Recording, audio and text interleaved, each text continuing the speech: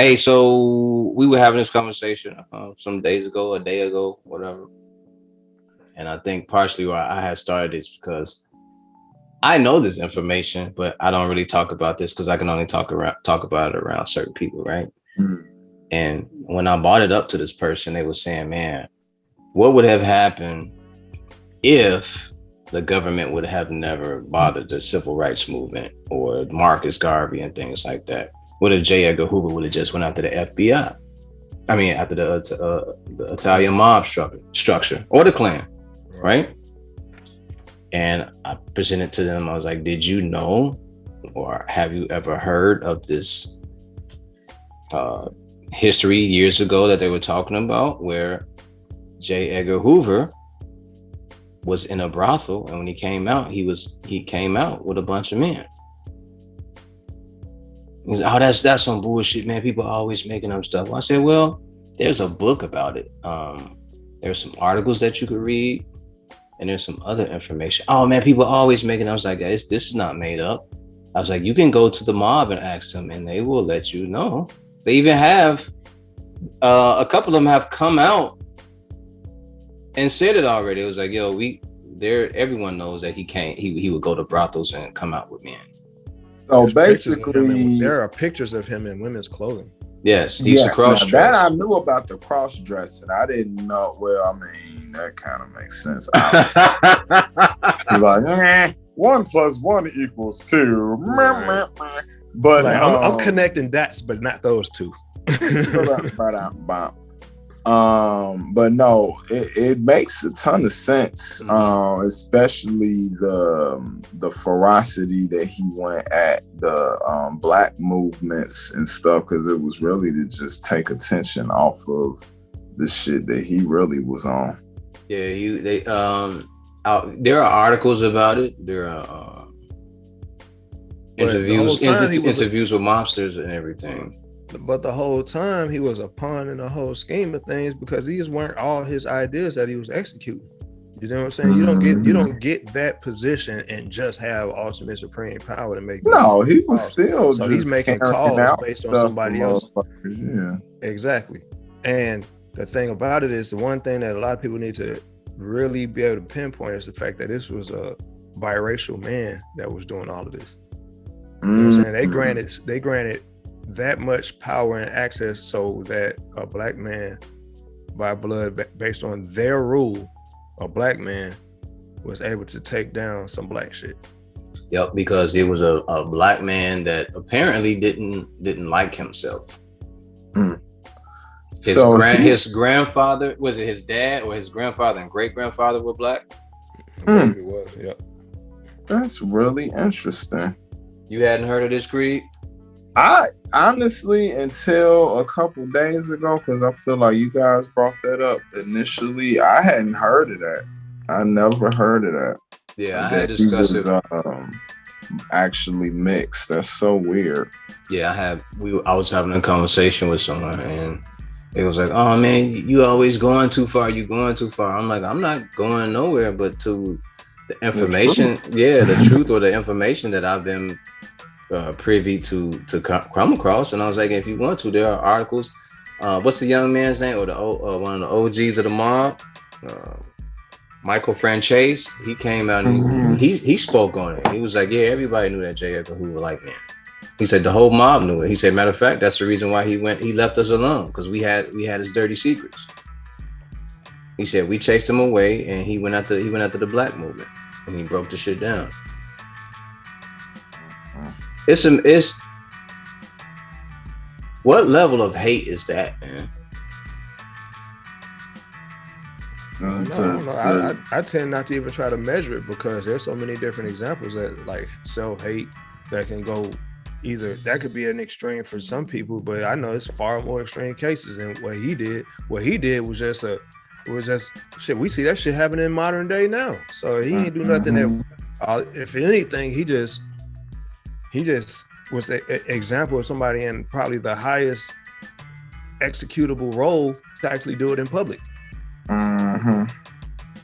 You know what I'm saying? We see that shit happening in sports. We see that shit happening in the music industry. Yeah. Can we call what he did meritorious manumission? aka snitching.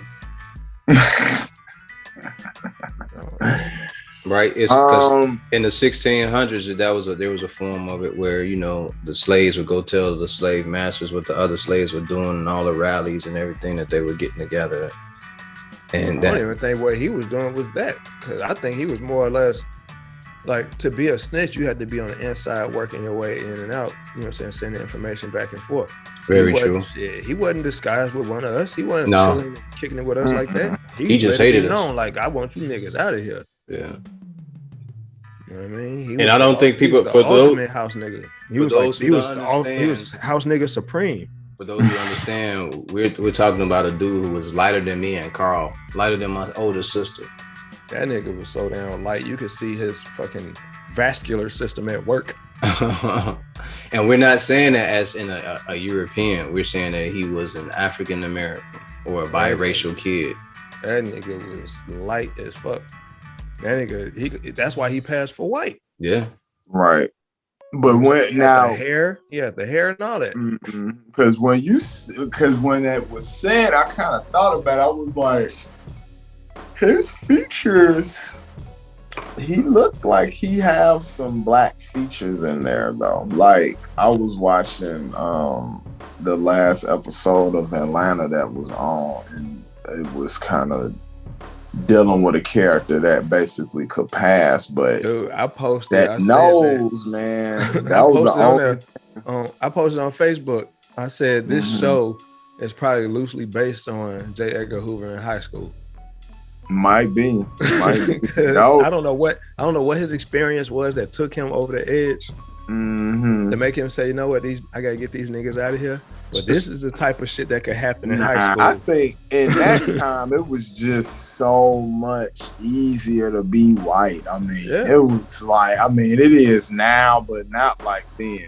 Like, it was just like to the point where, it was so many people trying to pass back then if they was like, compared to now, whereas I'm black and I'm proud and blah, blah, blah, still have some resonance, from, the 70s or whatever, compared to prior to that, where it was like complete, I would prefer not to be black if I could type energy. I feel like, I'm just saying, like, if you get beat upside the head just coming outside the house, I get it, Wake up every morning mad. Right. Fuck, black ass thing, god damn it. Wide nose. Sucking up the white man's air. Motherfucker waking up. I'm telling you, that's why I said what I said earlier about the whole Malcolm X and Martin Luther King shit. Like, how, like, there's a whole subset of black Americans who did not fuck with that movement, and they're still alive today. Yes, because they kept their head down. They're like, you know what, these niggas ain't doing nothing but stirring up shit. Now I got to deal with these crackers at work, and I don't want to hear their mouth, because these crackers is bothered by the presence and the existence of Martin Luther King and Malcolm X and whoever the hell they see me, they gonna ask me questions about it and all this shit. Have I heard anything? Like, it's a fucking like we got a chainmail going on and shit. We can only, I guess, hypothesize and theorize, right? Do you think that J.Egar Hoover could have been bullied, and that was his reason? That was his way of getting back. He might have been privileged. He might have just been, his family probably been well off, and he was meant for that role. Yeah, because I don't think that he grew up like a black person and there was bullied because he looked white. I don't think he grew up around no black super villain's origin story. Right, yeah. I don't think he was around no black people. I feel like that was what made it easier for him to disconnect, to do all the bullshit that he ended up doing to black people as a whole. Because if you grew up around them at all, to the extent of what he did, like, it would be like, man, you got to be complete sociopath. I don't think he literally grew up with them. I think it was easy for him to disconnect and be like, well, my life is better because I'm living as a white man. And if I can't see what these niggas over here mad about. Right. It's better than it used to be or whatever, because that's the same type of talking points you hear now, you know what I'm saying, on social media and shit like that. People be saying similar shit. So I wouldn't be surprised if that didn't exist back then. That way, and never live that hard life, then it's easy for them to have that bullshit ass mentality too. You know. Absolutely.